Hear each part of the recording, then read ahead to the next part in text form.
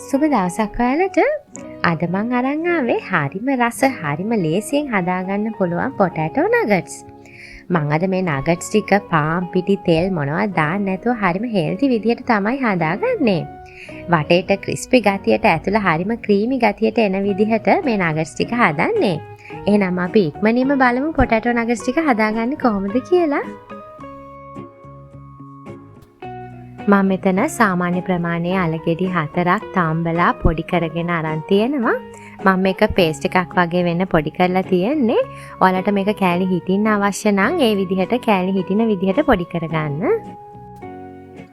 අපි දැන් මේ අල ටිකට පොඩියට කපාගත්ත බීලුණු ගෙඩියක්, ඒ වගේම පොඩියට කපාගත්ත අමිරිස් කරල් දෙකකුත් දාලා මේකටම රස අනුව ලුණු ගම්මිරිස් දාලා මේ ඔක්කොම හොඳට මික්ස් කරගමු. ඔයාලට ටිකක් වැඩිපුර සැරට ඕන නම් තව කෑලි මිරිස් ටිකක් දාගන්නත් පුළුවන්. ඒ වගේම තමයි මේ මික්ස්චර් එකට තව ඔයගලන්ට තම්බලා පොඩි කරගත්ත චිකන් ටිකක්, සැමන් ටිකක්, එහෙම නැත්නම් ග්‍රේට් කරගත්ත චීස් ටිකක් උනත් දාලා මේ මික්ස්චර් එක වෙනස් කරගෙන හදාගන්න පුළුවන්. අන්තිමටත් රස බලලා ලුණු ගම්මිරිස් අඩුපාඩු නම් නැවත එකතු කරගන්න. මම දැන් ඔක්කොම හොඳට මික්ස් කරගත්තා. දැන් මම මේ මික්ස්චර් එකෙන් මේ විදිහට පොඩි පොඩි කොටස් අරන් ඒවා රෝල් කරලා මේ විදිහට හදා ගන්නවා. ඔයාලට මේක කැමති හැඩයකට හදා ගන්න පුළුවන්. පැතලි කරලා රවුමට වගේ ගන්න පුළුවන්. එහෙම නැත්නම් කොටු හැඩයට හදා ගන්නත් පුළුවන්. ඔක්කොම කොටස් එක සමානව ගන්න. එතකොට අපිට හැම එකක්ම එක සමාන ප්‍රමාණයෙන් හදා ගන්න පුළුවන්.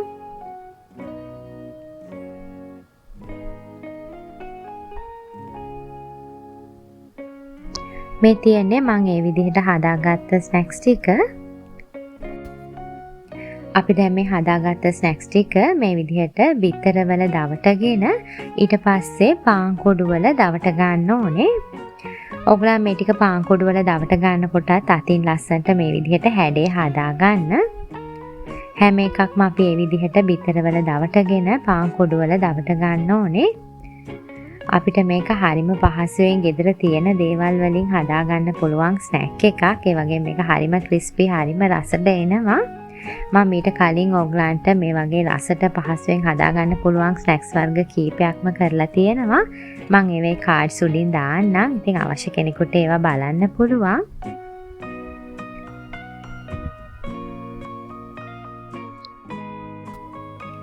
මේ තියන්නේ මම ඒ විදිහට පාන් කුඩු වල දවට ගත්ත නගට්ස් ටික.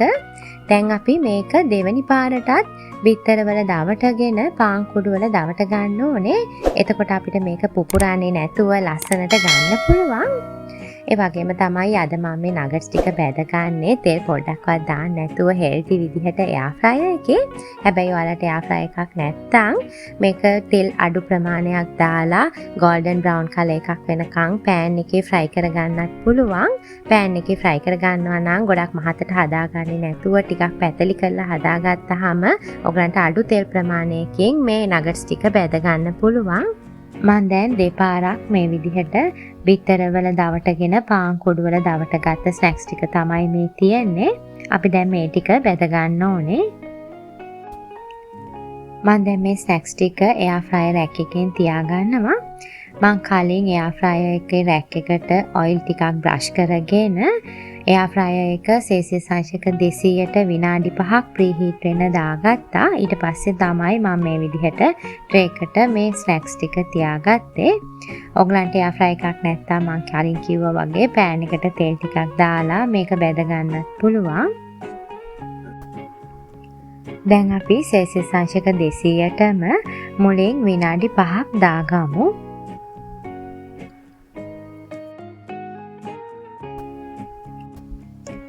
දැන් අපි විනාඩි 5කට පස්සේ යා ෆ්‍රයර් එක ආයෙත් ඇරලා පොඩ්ඩක් මේ විදිහට එහා මෙහා කරගෙන ආයෙත් තව විනාඩි 5ක් දාගමු. මම දැන් මේ පොටැටෝ නගට්ස් ටික බැදගෙන ඉවරයි. මගේ නගට්ස් ටික නම් හරිම රසට තියෙනවා.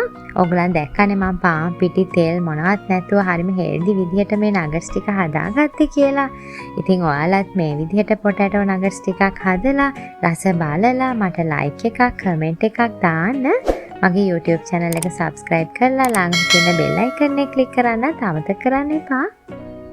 මගේ තවත් අලුත් recipes දැනගන්න Star Kitchen LK Facebook page එක follow කරන්න. මම නැවතත් මේ වගේ රසවත් වීඩියෝ එකක් අරන් එනකම් ඔයාලා සතුටින් පරිස්සමෙන් ඉන්න. සුබ දවසක්.